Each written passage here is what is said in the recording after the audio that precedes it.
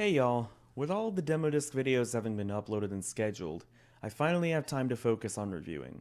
It's something I've wanted to shift focus to for quite a while, and the early reviews on my channel haven't exactly aged gracefully, so I'm taking another crack at it with the start to the popular Red Dead series by Rockstar, Red Dead Revolver.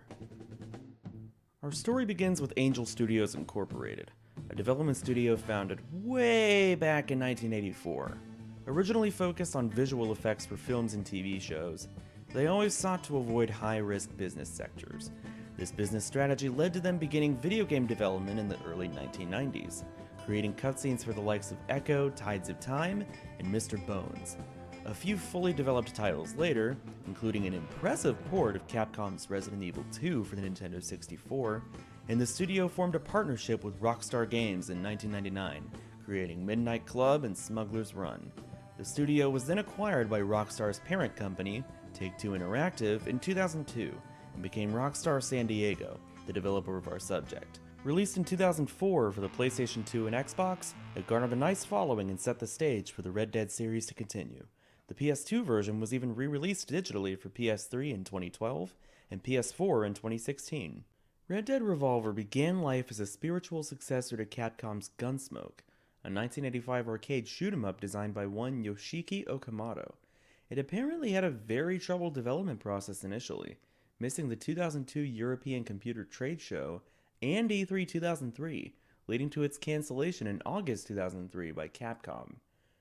Fortunately, Rockstar acquired the rights to Revolver the following December and gave Rockstar San Diego the green light for development. Red Dead Revolver takes inspiration from many old spaghetti western films, those of the Clint Eastwood variety. It stars Red Harlow, son of Nate Harlow and Falling Star. At a young age, he witnesses his parents' murder at the hands of Colonel Darren, who as far as we know is just some asshole. Using his father's gun, Red manages to shoot off Darren's left arm before he escapes. He grows up to become a ruthless bounty hunter, partially for money and partially to find and pay back the bastards who killed his family. It's a serviceable story for this kind of game, one with some okay presentation overall. Not the best in terms of in-game facial animations, they barely emote at all, and cutscenes sometimes play at a lower frame rate than I feel they're supposed to. But this didn't happen often enough to really bug me. Voice acting is fine too, nothing stands out, except one thing I can't really mention anywhere else that I thought was amusing. Adult Red's voice actor, Jason Fuchs, or Fuchs, is a screenwriter for film and TV. Some interesting things on his resume include Pan, Wonder Woman, an episode of The Sopranos, and fucking Ice Age Continental Drift. What a selection, huh? Back on topic, Red Dead Revolver is a stage-to-stage third-person shooter, with very arcade-like elements, likely stemming from its roots as that sequel to Gunsmoke that I mentioned. You have much smaller ammo clips in each gun than you'd probably expect from a shooter nowadays, but weapon ammo itself is usually sizable and well stocked. You start each mission, or chapter, with a pistol, shotgun, and explosive from the stash you've bought, and pick up more as the chapter progresses. Red's special power, you could say, is bullet time, which you use with gauges that fill up the more kills you get, and over time.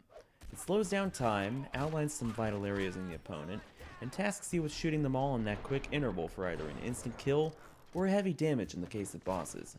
There are also melee attacks which, for the most part, don't really do it for me.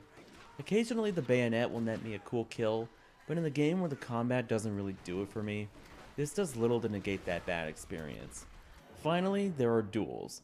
They're basically quick draw. You draw your handgun with the right analog stick and try and aim at your opponent's vitals before they do the same to you. I caught lucky breaks with a lot of these come endgame, sometimes winning when my last shot was only so-so. Other playable characters are also a thing, getting one chapter each. Their weapons and powers are so-so, but their levels wildly vary in quality. Jack Swift's is inoffensive, while Annie Stokes is disgustingly cryptic at one point. I mean, come on, mooks that only show up when I shoot the barn doors, when they weren't even loaded before that? Give me a fucking break. General Diego's level is one of the worst in the game for me.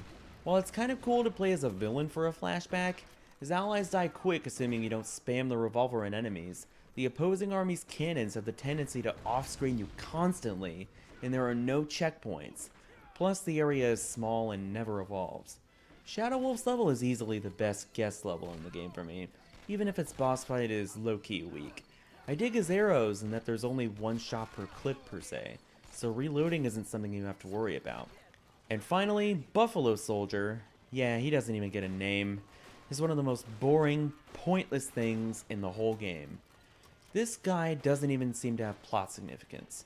He's simply a victim of the same thing Red is, kidnapping by Diego and Darren. He does at least contribute help in the final mission, so that's a plus. But his playable mission, though?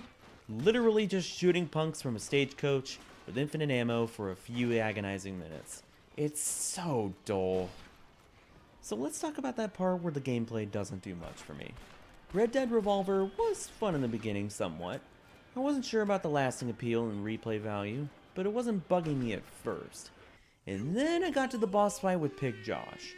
Good lord, this motherfucker took forever to beat. At least 40 minutes. It's a fight that prioritizes stealth, only it's very hard to get away from him. Much more so if you die to him, as the location that you spawn back in leaves you like a deer in fucking headlights as he runs over and blows you to hell and back. And if you're not near him, his AI just goes batshit and runs in circles on the nearby roof. I'm dead serious. All while your Englishman ally, Jack Swift, shoots at nothing and does jack all to help you. And that thing about the AI going batshit, a common theme throughout, with some really, really weird physics and glitches to boot. Animals clipping through geometry, glitched out animations, me force pushing this guy somehow, and a lack of polish in the engine are all abundant throughout. And that's before even getting to the design of some of this shit. I already mentioned why I abhor the Pig Josh boss and Diego and Buffalo Soldiers missions, but I haven't even called attention to the bullet spongy enemies, this bar fight mission that only allows melee and is rough around the edges, the fact that the damn knife has an ammo count, what is it, break or dull? Occasional laps and checkpoints, the excessive hit stun, knockback, and resulting camera fuckery that follows being hit by rough attacks, weirdness moving in and out of cover sometimes, and figurative plus literal bullshit that went on in my playthrough. With that being said, unless I stream the higher difficulty levels on my Twitch page in the future, I don't think I'll be returning to this one. The amount of times I said to myself, finally, in response to finishing a clunkily designed and lengthy chapter was too much by the end of it all. I dig the theme and sense of style this game has, especially the main musical theme, Lo Chiamavano King, translated as His Name Was King, which some of you may also know from the Quentin Tarantino flick Django Unchained. But the mechanics, while decent, leave a lot to be desired when the shoddy design is factored in. More power to you if you like this game, but I sincerely hope that the next game in this review series, Red Dead Redemption, is a much more pleasant experience. Thanks for watching, and take care.